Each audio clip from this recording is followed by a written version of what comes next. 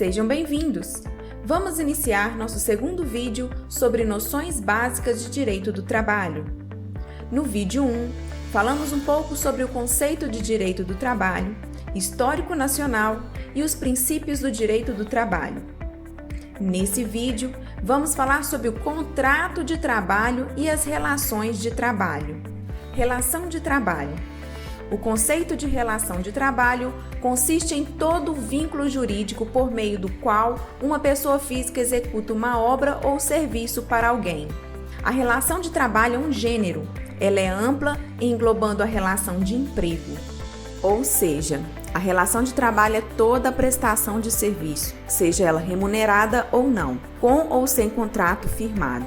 Sempre que existir um tomador e um prestador de serviço, está configurada a relação de trabalho.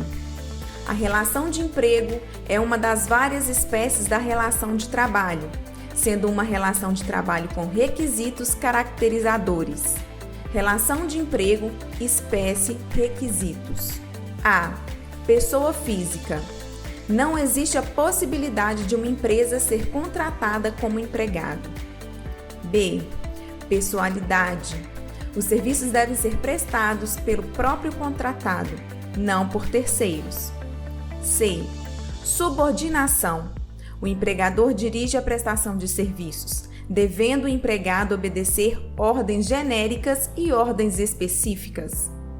D. Não eventualidade. A prestação de serviços é feita de modo habitual. E. Onerosidade. O trabalhador recebe salários pela prestação de seus serviços. Vale destacar algumas relações de trabalho. 1. As relações de estágio. Os estagiários exercem atividades de aprendizagem social, profissional e cultural, sob responsabilidade e coordenação de instituição de ensino. Não há vínculo empregatício, sendo regulamentado pela Lei 11.788/2008. 2. De trabalho autônomo.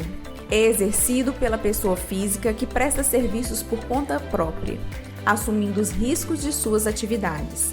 Não há subordinação entre o trabalhador e o contratante. 3. Trabalho eventual. É aquela que não possui caráter de permanência, sendo esporádico.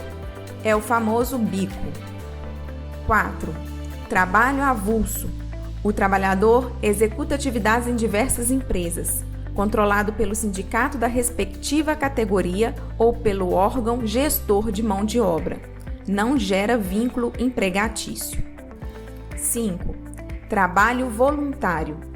Pessoa física que presta atividade não remunerada a entidade pública ou privada de fins não lucrativos. Ele não gera vínculo empregatício e é definido pela Lei 9.608/98. 6. Trabalho institucional. É o servidor público. Os servidores estatutários não mantêm vínculo de emprego com a administração pública, e sim vínculo institucional estatutário. 7. As relações de emprego. As relações de emprego, por sua vez, dividem-se em alguns subtipos. A.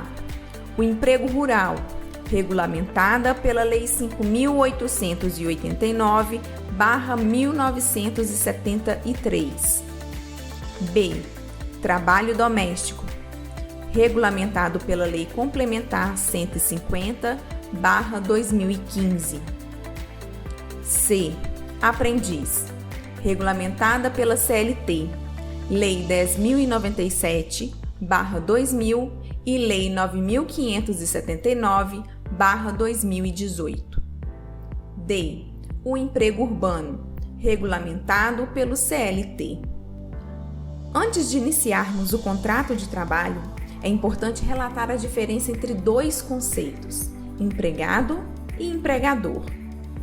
Empregado, de acordo com o artigo 3º da CLT, é toda pessoa física que presta serviços de natureza não eventual a empregador, sob dependência deste e mediante a salário. Destacando que todo empregado é um trabalhador, mas nem todo trabalhador é um empregado. Empregador. De acordo com o artigo 2º da CLT, é toda empresa individual ou coletiva que, assumindo os riscos de atividade econômica, admite, assalaria e dirige a prestação pessoal de serviço. Agora podemos começar a falar sobre o contrato de trabalho. O contrato de trabalho é o acordo expresso ou tácito, cujo objetivo é uma relação de emprego. Neste contrato, a pessoa física denominada empregado se compromete a prestar serviços não eventuais, sob subordinação do empregador, mediante salário. O contrato em si consiste em um acordo de vontades, por meio do qual as partes envolvidas, empregado e empregador, pactuam direitos e obrigações concernentes à relação de emprego. O empregador terá o prazo de 48 horas para anotar na carteira de trabalho especificamente a data de emissão, a remuneração e as condições especiais. Artigo 29 CLT. Pelo artigo 443 da CLT, o contrato individual de trabalho poderá ser acordado tácita ou expressamente, verbalmente ou por escrito, por prazo determinado ou indeterminado, ou para prestação de trabalho intermitente. Tipos de contrato de trabalho. A. Prazo indeterminado. É a regra dos contratos de trabalho, devido ao princípio de continuidade. B. Prazo determinado. É a exceção. Pode ser celebrado por um determinado tempo ou com previsão aproximada de término. Um exemplo é o contrato de experiência que não poderá exceder 90 dias. Contrato intermitente. É uma maneira de formalização da prestação de serviço não contínua, no qual se alternam períodos de atividade e inatividade. Foi incluído com a Lei 13.467/17, Reforma Trabalhista. Deve ser celebrado por escrito e conter o valor da hora trabalhada, nunca inferior a um salário mínimo. O empregado só recebe pelas horas que efetivamente trabalhar. O trabalhador pode prestar serviços a outros contratantes. O empregador deverá convocar o empregado com antecedência mínima de 3 dias e informar o período de trabalho. Há vínculo de subordinação e o profissional tem os mesmos direitos dos demais funcionários da empresa, exceto o seguro-desemprego em caso de demissão. O período de inatividade não é considerado tempo à disposição do empregador. Direitos trabalhistas. Agora vamos comentar um pouco sobre os principais direitos do trabalhador. Salário. O salário é um dos principais direitos trabalhistas. O salário mínimo é definido como o menor valor que deve ser pago ao trabalhador no Brasil. Ele deve atender às necessidades vitais básicas do trabalhador. Moradia, alimentação, educação, saúde, lazer, vestuário, transporte, previdência social, reajustes salariais. Características do salário: nunca inferior ao mínimo. Piso salarial: menor salário pago a uma determinada categoria profissional. Irredutabilidade do trabalho, salvo acordo ou convenção coletiva.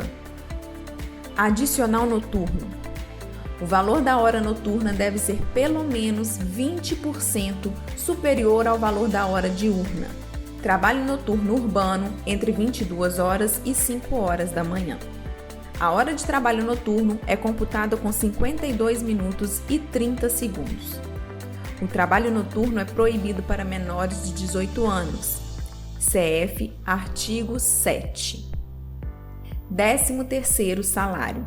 Corresponde a 1/12 da remuneração devida em dezembro, por mês de serviço do ano correspondente. Deve ser pago em 2 parcelas.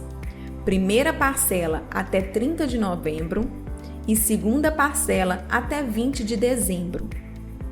Tem direito trabalhadores com carteira assinada, aposentados e pensionistas do INSS. Adicional de horas extras. Período de tempo trabalhado que vai além da jornada normal de trabalho. Valor da hora extra deve ser, no mínimo, superior a 50% do valor hora normal. Domingos e feriados, o acréscimo deve ser 100%. Deve ser feito até 2 horas extras diárias, exceto quando há necessidade imperiosa, podendo ser feita até 4 horas extras diárias. FGTS, regido pela Lei 8.036/1990. O Fundo de Garantia por Tempo de Serviço, FGTS, é um depósito mensal que toda empresa faz para os trabalhadores contratados pelo regime CLT, sendo criado para proteger o trabalhador demitido sem justa causa. Cada conta do FGTS é vinculada a um contrato de trabalho. O empregador deve depositar 8% do salário bruto na conta do trabalhador aberta na Caixa.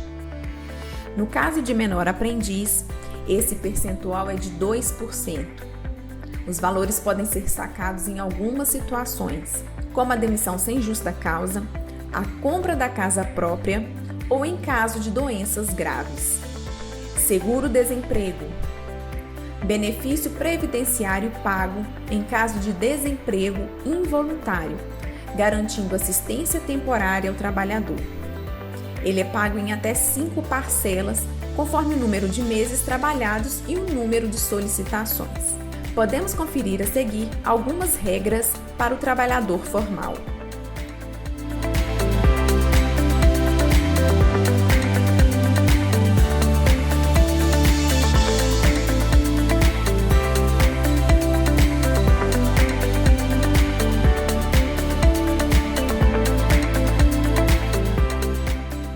Jornada de trabalho é a carga horária de trabalho cumprida pelo trabalhador, seja ela aferida no período semanal ou no período mensal.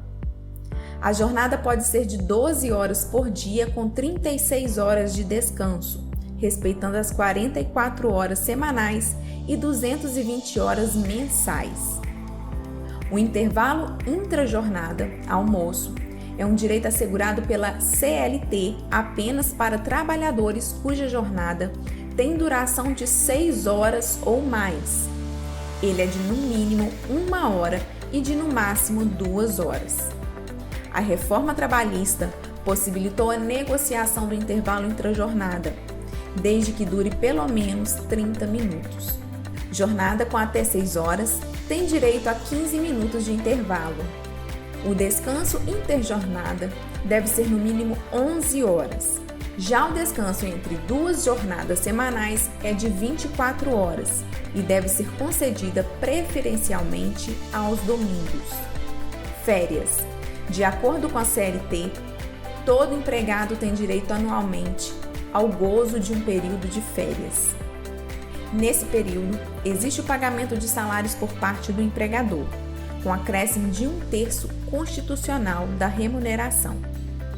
Em regra, as férias equivalem a um descanso anual de 30 dias, que podem ser concedidos em até 3 períodos, desde que o maior seja superior a 14 dias e os menores de no mínimo 5 dias.